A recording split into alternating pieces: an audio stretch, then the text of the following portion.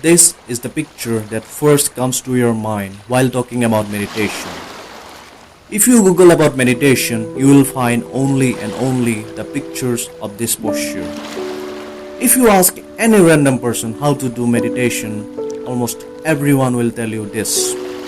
Sit in this posture, take a deep breath, and then try to focus only one thing. This definition of meditation is completely fine, but the problem arises when this becomes the only definition of meditation. It is said that if you are able to achieve the perfect state of meditation, your head becomes completely empty. You cannot think of anything. You feel no hunger, no tiredness, no lethargy at that moment. You lose the sense of time. Day and night becomes the same for you. But to achieve that state, you need years of practice, which is both true and false. I always tried to meditate by this traditional method, and I was never able to achieve that particular state. But at the same time, accidentally, I was also able to achieve that instantly by another method of meditation. Now, these are the paintings that I was preparing. Looking at this, you will say there is only one complete painting, and the rest are just collection of photographs with a touch of colors in the background. And all these are just horrible.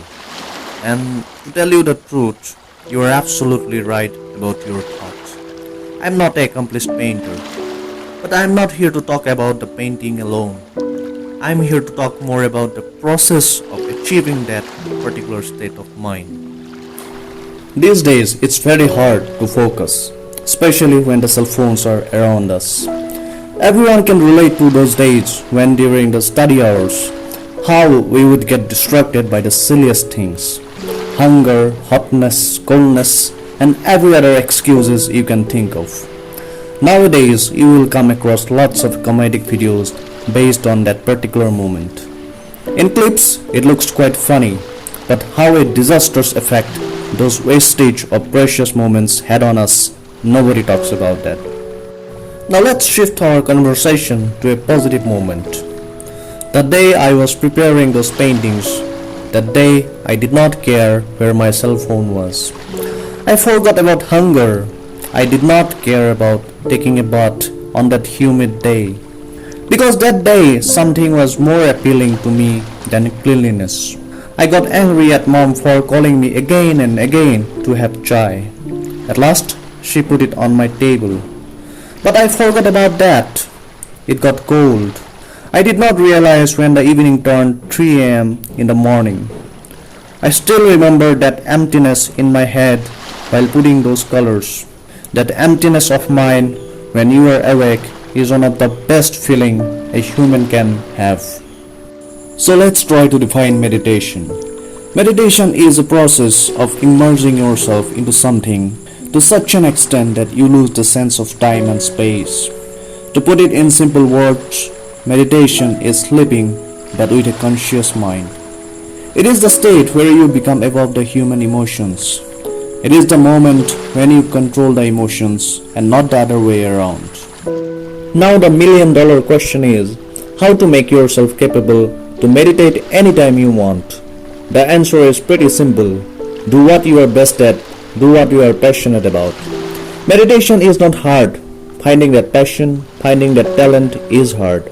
And that is a collective process, a collective effort of yourselves, your parents, your teachers, your friends, or any well-wishers in your life. Now let's take a look at life. There is birth, there is young age, middle age, old age, and then death. Young age is the age when you are at the bottom of your knowledge but at the peak of your energy. This is the phase when you invest yourself in your preparation to excel at the battlefield of life. This is the age when you have to grasp a lot of things, so you need lots of energy.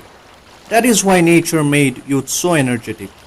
As you grow older, that energy drops slow and steady, but your knowledge, your wisdom expands. Ancient India understood this. They grew their children up with utmost care, observed their children all the time to discover the natural talent. Some parents succeeded early, while others took a while. The children were brought up in the Gurukul and in the Gurukul for the next 10 or 15 years.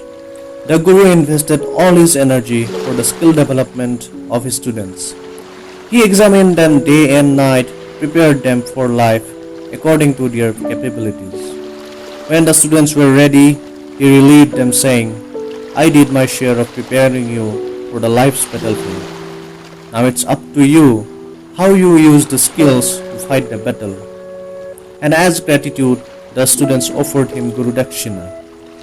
After taking blessings from the Guru, they left, and that day marked the beginning of their actual life. Now let's take a look at the modern Gurukul so-called school system. We pass the 12th standard, pursue the graduation, and then prepare for government job. Only 2% succeeds, rest 98% fails. Because the job capacity is itself 2%. And now the 98% is thinking how to fight this battlefield. They reviewed your skills that they have collected in the last 16 precious years of their life. All they are left with is A plus B whole square formula, Pythagoras theorem, Newton's law, Ohm's law, integration, mole concept, and some bullshit history chapters whose only propaganda was to show that only Mughals were great. And now you start to wonder, how will you fight this harsh life with all this useless stuff?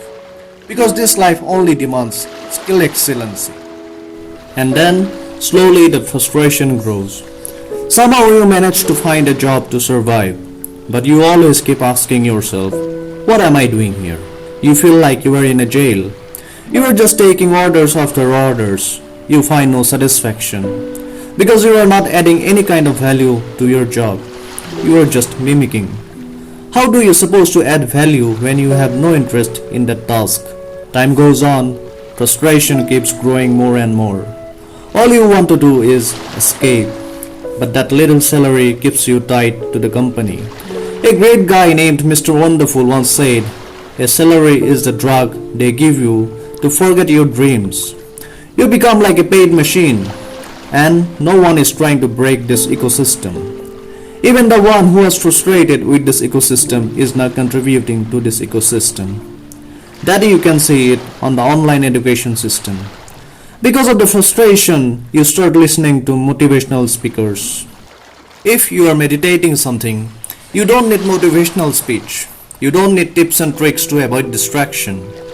Once you achieve that state of meditation, you start to care less about the money. All you care about is keep adding value to your task. That becomes your job, and this time you don't want to escape from it, no matter how hard that task becomes. Sometimes situations will let you down, but you become capable enough to motivate yourself to bounce back with double energy, double excitement. All you care about is to improve day by day, and in that process, you develop something extraordinary that transforms society, and that becomes the ultimate joy for you. This is what the education system should aim for, to help students meditate.